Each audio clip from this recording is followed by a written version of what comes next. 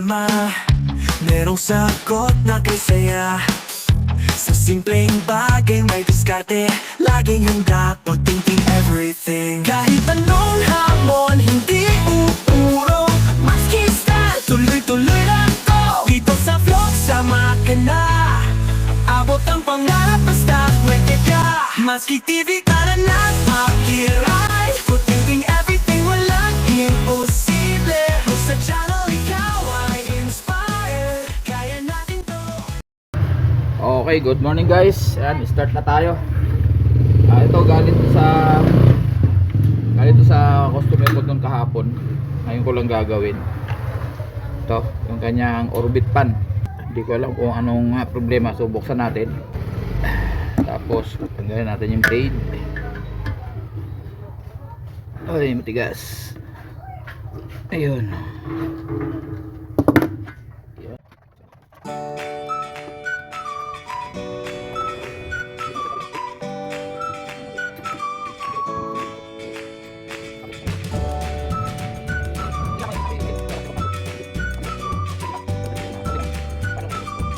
Ito, tapos ito guys, kita nyo kalawang, dapat yan lilihain muna para pag binuksan natin ito mamaya madali lihain. Pag kalawang kasi ito mahirap ilabas yan.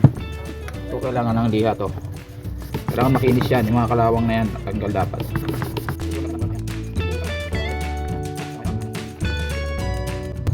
Minsan dito nagkakaproblema yan sa mga baluktot na wire na yan. Diyan madalas nagiging sira lagi nitong orbit pan dito sa wire na to. Nawawala ng koneksyon, napuputol dahil nagro-rotate kasi yan eh. So galing muna natin to, hindi natin mahihila yan mamaya pag mayroon to. Lalabas natin, papasok dito yung wire.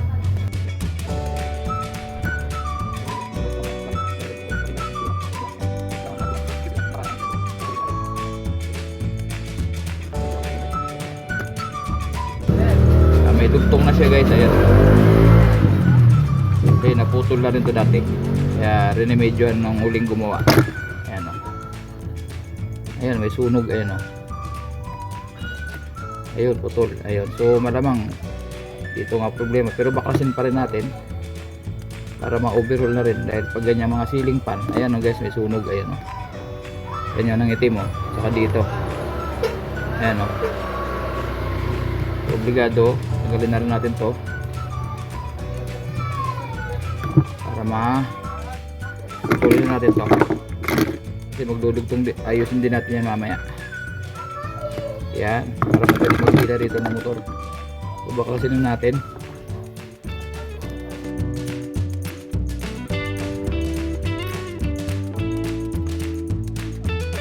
Ito guys, diba nakita nyo to, may gumawa na dati, tapos nagdugtong lang siya dito, tapos ito may mga tama na rin, tinaypan niya lang. Pag ganito na kasi ang putol, ganyan, ang ginagawa ko nito guys, pinapalitan ko na ng buong magmula rito sa motor, sa loob, sa dugtungan hanggang dito na, bubuuhin ko na yung wire na yan, wala nang dugtong diretso na doon. So tatlong wire lang naman yan guys. So yan ang gagawin natin, tatlong wire lang yan guys, ayan o. Yan, tatlong wire mula doon sa dugtungan sa motor, sa loob, makoneksyon ng winding, buo na yan hanggang dito. So maikli lang naman yan guys, mga siguro mga 10 inches. Papasubra lang natin ng konti kasi kailangan may nakapaglaro to ng maayos, kasi nag-swing to ng automatic rotation yan eh. Pag in-on mo na, automatic magro-rotate yan, hindi kagaya ng mga ordinaryong mga stand fan, mga desk fan is merong oscillating knob na pwede mong i-stop, pwede mong i-go. So ito, pag orbit pan, direkta yan. Pag in-on mo yung switch, automatic magro-rotate yan. Yan o, nakadirekta kasi yung gearbox niya sa motor dito sa busing. So hilahin natin to. Ito sinasabi ko sa inyo, kailangan malilihan natin to kasi 0-0 yan, walang gap yan. Pag kunting akalawang yan, mahirapan kayo maghila. Yan, so ayan, check muna natin kung okay pa yung bushing. So okay pa guys, okay pa. Ayun ganyan, ayaw matanggal o. Ayaw pinukpok. Ayun o. Ito mahirap. Ayan o. Hindi matatanggal doon. So medyo kusal-sal to. Matrabaho to. Total lalangisan lang naman. Patakan na lang natin langis dito. hindi naman tayo magpapalit na shafting. Kung magpapalit tayo ng shafting, obligado pag-rendering ko yung dulo kung magpapalit ng shafting. Pero ito naman hindi, linis-linis lang dito sa loob bago natin lagyan ng langis, at saka medyo lihain natin ng pino yung shafting mamaya. So dito muna tayo sa wire dito. So tatanggal natin yung pinakang winding, kaya tinutol ko na tong wire para madaling mahila yung ganyan guys. Mayroon niyang strap minsan, ayun meron nga, ayun may strap dun, ayun putulin na natin to, may strap ayun, para mahila natin ng buto.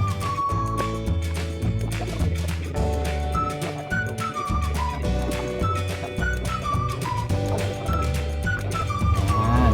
Okay, so ito wala rin problema tong likod. Ayan hindi naman siya nahalog, tama lang. Langis lang to, langis.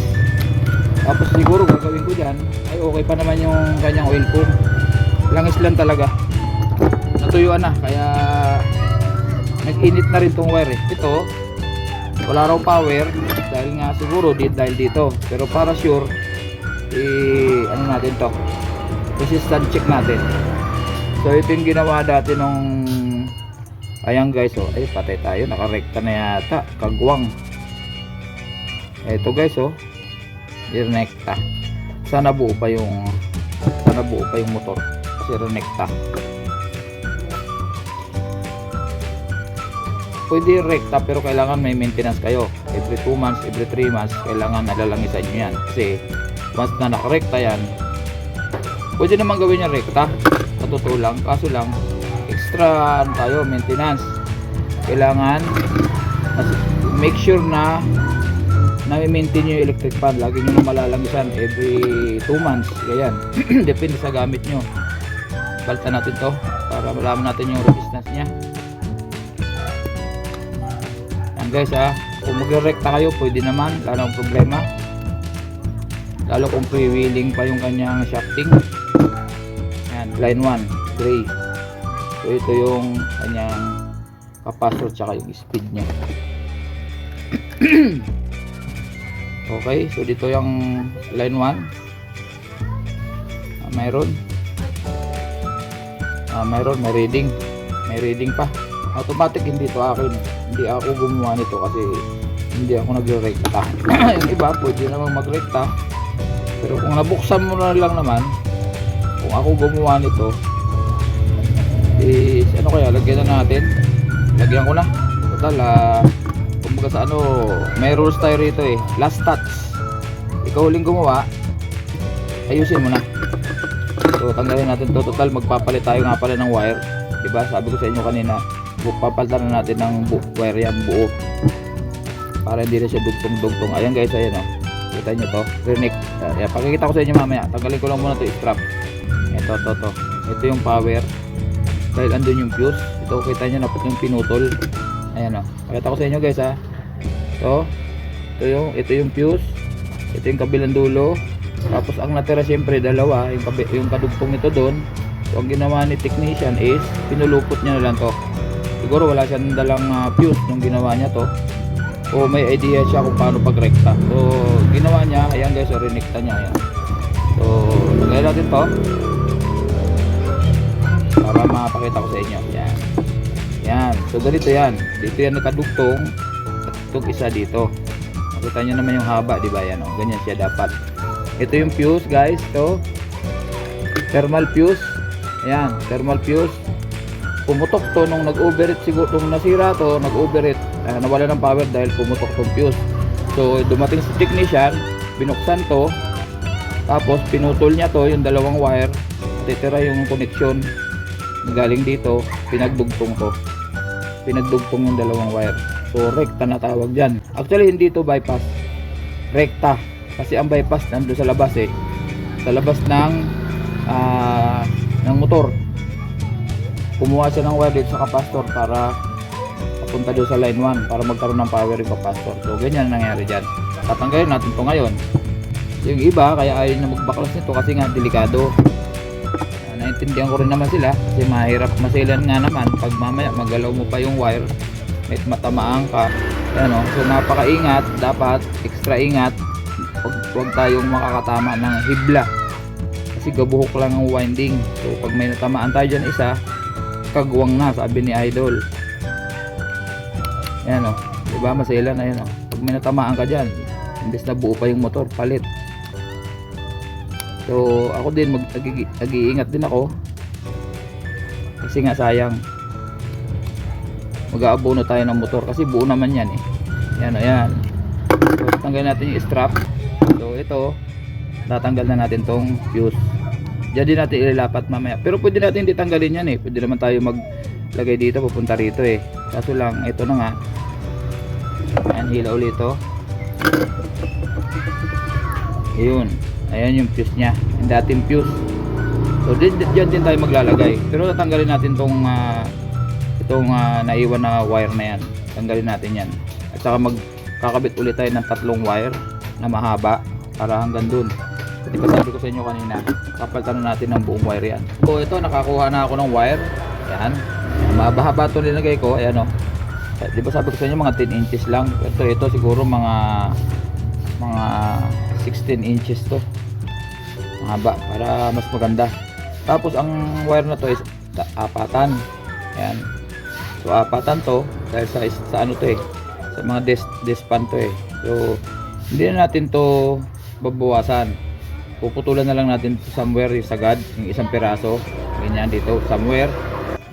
Kung sakaling may maputol dito sa 3 may iiwan, so ang tatanggalin ko dito guys nga pala ay itong dilaw.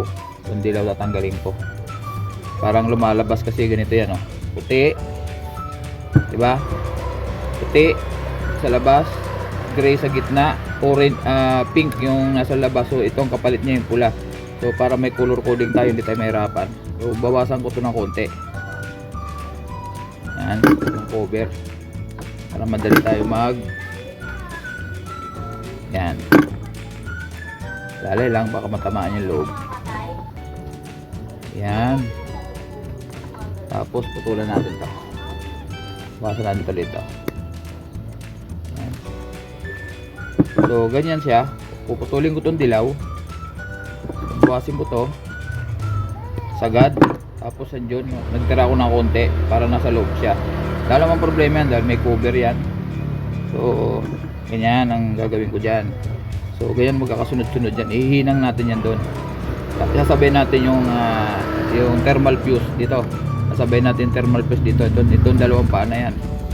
So pagdating naman dito, pinakang housing itong dulo, yung kabila, ito yung sa motor, ito yung doon sa dulo sa kabila. Pagdudugtong tayo dyan, ganun din ang gagawin ko dito. Siyempre tanggalin natin yung dilaw, to dahil nagtanggal tayo sa dulo, dilaw ang tinanggal natin, dilaw din ang sa kabilang dulo. Ayan, tapos itatago na yun natin dyan sa loob. So bawasan natin itong mga dulo dahil ihinang natin.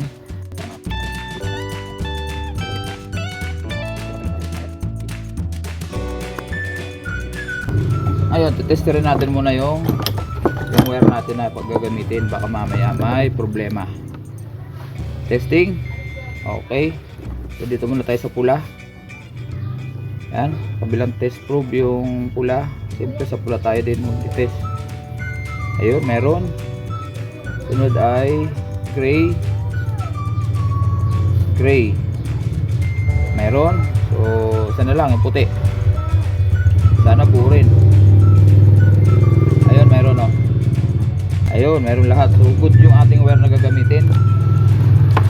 Kasi minsan nakalimutan ko, nagmamadali ako guys. Palit ako ng ganito, kumuha ako ng mga second na ganito ko, naikabit ko na lahat. Yung pala mayroong putol, so kagwang inabot, sabi ni Idol. So ito, tanggalin natin to. Yan. Ngayon, para hindi kayo malito, ganito gawin nyo. Baka mamaya magkamali-mali kayo ng pagbalik. Ganito ginagawa ko, kahit na alam ko naman. Ayan, ganyan. So nakikita nyo to, 3 wire, diba? Isa lang ang pagtanggal. Ayan, ito kasi Pag nagkabaliktad itong somewhere dito, baliktad ang ikot.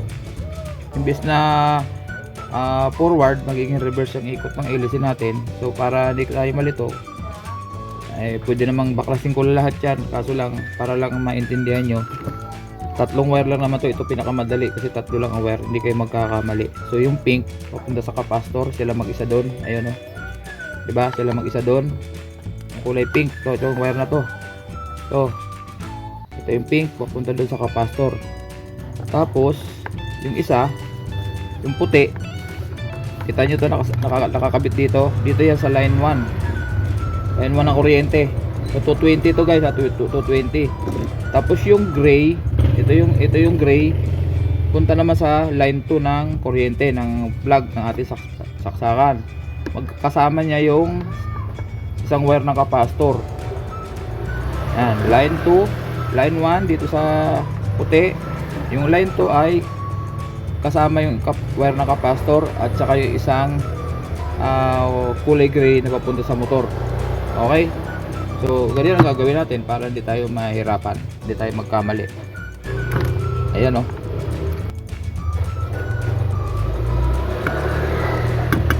Punat guys.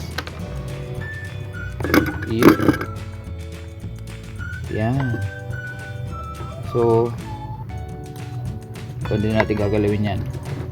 So, gaya na sinabi ko sa inyo guys, pero wag kayong makakalimot na ito, bago tayo magdugtong, ipasok muna natin to rito. So ang wire niyan ay nandito, yung maikli, ito yung pupunta doon sa motor, ito yung papasok natin dito. Yan. Iyon. Yan, tapos mainit na yung ating panghinang. Pwede na tayo pumunta rito. Yan, upunain muna natin ang tingga yan, pinakang terminal niyan. Para hindi tayo mahirapan mamaya magpadikit. Ito yung thermal fuse guys, tsaka yung isang wire, ha. Yan. So ito tanggalin din natin.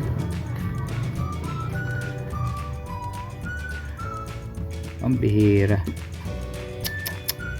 Ito hirap na pagsira yung panginang mo eh. Ayun, tanggal. So lagyan din natin ng tingga para mamaya. Ayun. Ayun, nag voice over na naman si Matsuki. May video okay na naman sa kapitbahay. Ayan, makikita nyo guys, pinasok ko yung wire doon sa housing, yung puti. Bukod sa housing sa labas, yung cover. Tapos doon, nakita nyo yun, yung puti, pinasok ko sa housing. Tapos ito naman, nilagyan ko naman ng strap, yung kanyang thermal fuse bago ko hinangin para hindi siya gagalaw, hindi tayo mahirapan. Ayan, sayang, voice over ko. Ganda sana na explanation ko dyan actually, kaso wala, obligado. Makaka-copyright tayo. Ayan, so panghinang ko kasi may problema, so hindi ko na papakita ng buo yan paano paghinangin, basta nahinang ko lahat yan, pati yung pagkakabit ng wire mamaya, kasi tatanggalin natin yung natitirang wire na yan para kabit natin yung puti yun sa housing na yun, ililipat natin yan. So ayan, alagyan natin ng hinang yung thermal fuse. Pag may problema kasi yung panghinang natin at matagal makatunaw ng tingga, medyo delikado po yung thermal fuse natin, dahil pag nababad yung panghinang natin, posibleng pumutok yung fuse, sayang at doble trabaho. Tanggal niya naman yan at papalitan na naman natin bago. Ayan, so kahit paano nakakapaghinang. Ayan, tiyagaan na lang guys. Ayan, so baka i-fast forward ko yung ating video.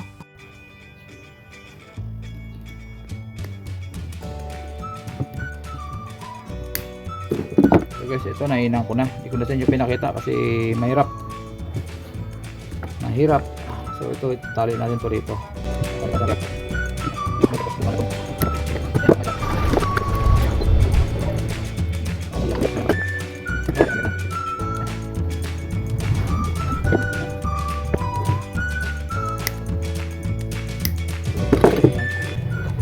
So ito, lagyan natin ng langis. Okay pa naman yung kanyang busing. Okay pa, natuyuan lang talaga ng langis.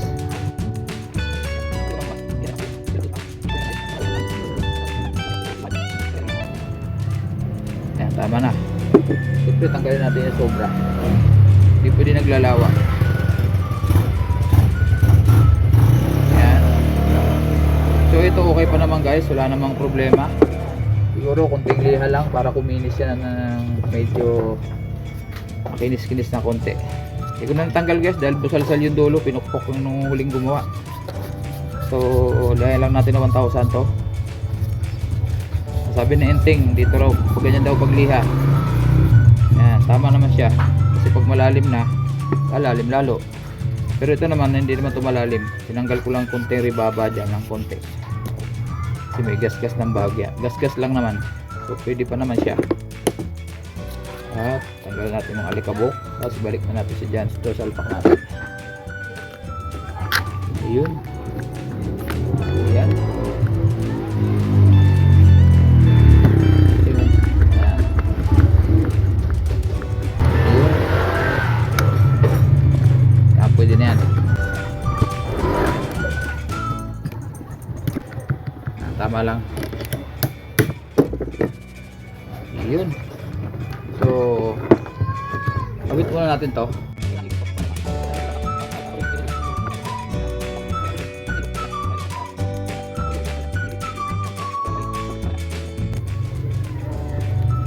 Yan. So, gagamit lang tayo ng sinkable tube para pagdugtong natin dyan. Ganoon din doon.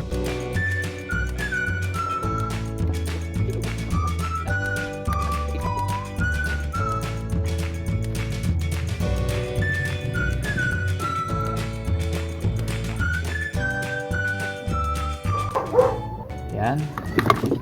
Init. Ayan. So, kukunin ko na to. Lagyan ko muna ng plug. Tapos meron ako ditong power cord. Pang washing machine to. Ito na lang muna kabit ko. So, kabit natin to rito. Kasi kakabit yan. Yung isang linya nito kakabit sa ano to. Sa controller. Speed control. Nandun sa bahay. Sa may-ari. So, pwede naman rekta yan. Kaso lang, isa lang ang speed. Ito guys, lagyan natin ng tape para makita nyo. Para makita nyo yung ikot. Wala na. Ayun. So, lalagyan ng masking tip to para makikita ng viewers yung ikot. So, kailangan ang ikot nito pag ganyan. Yan guys, clockwise. Okay? So, tapean din natin to, baka makuryente si senior. Kahit isa lang, nandito lang sa labas, baka masagi ko eh. Okay, dito tingin, dito saksak natin to. Ayun, umikot guys. Ayan. So yan, successful tayo. Ipa-final natin, sasara ko to, hindi ko na sa inyo papakita kasi medyo mahaba-haba yung video natin. Okay, ayan. Ito guys, sinatakpan ko na. Ayan.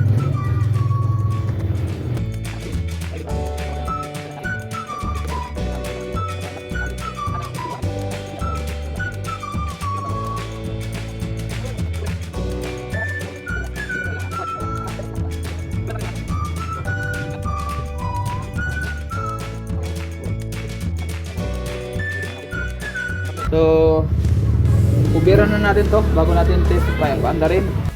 Okay, saksak natin. Ayan, may ikot na guys. Tingnan nyo, walang control yan. So number 3 talaga yung gumagana yan, yung pinakamabilis. Ayan o, kasi sa number 3 yung nag-iisang wire na yan, number 3 yun. Kumbaga sa 1, 2, 3 na speed, pag nakarekta number 3 ang gagana. So ayan siya guys. Ayan o, ayan, okay. Ayan, maraming salamat sa inyo sa inyong pagsubaybay. Patayin ko na, tanggalin ko na. Uy, tama na. Ayan, maraming salamat guys sa pagsama nyo sa akin kay Matsky TV, sa aking pagbutingting dito sa orbit fan or ceiling fan kung tawagin, na standard yung tatak.